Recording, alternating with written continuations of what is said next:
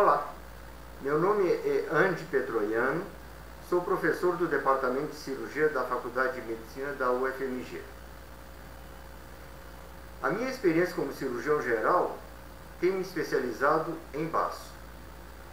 E tenho observado nos meus pacientes que, após a retirada completa do baço, muitos revelam o desinteresse por atividade sexual, diminuição da libido, e tanto homens quanto mulheres não se interessam mais por sexo.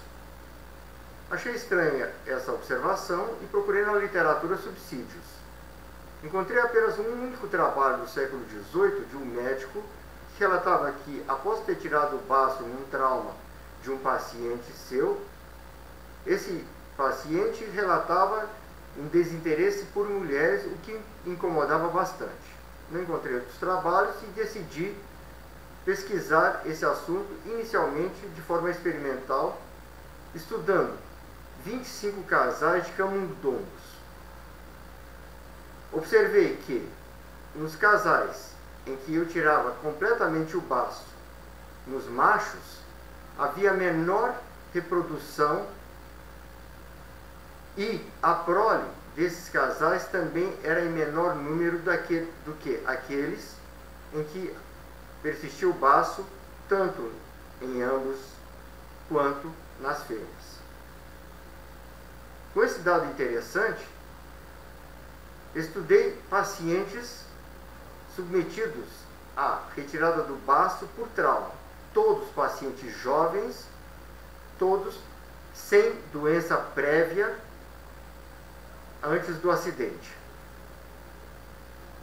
Os pacientes foram acompanhados por 2 anos, após os quais foram feitas entrevistas. Nenhum desses pacientes desenvolveu doença alguma. E todos revelavam o desinteresse por sexo.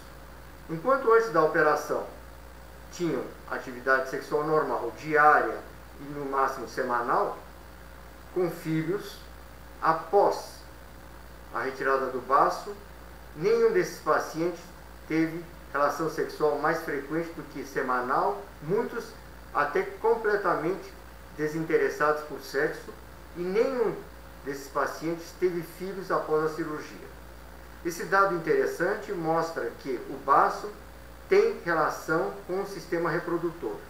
Nós não sabemos ainda por qual mediador, metabolizado provavelmente no baço, há o desaparecimento com a sua retirada.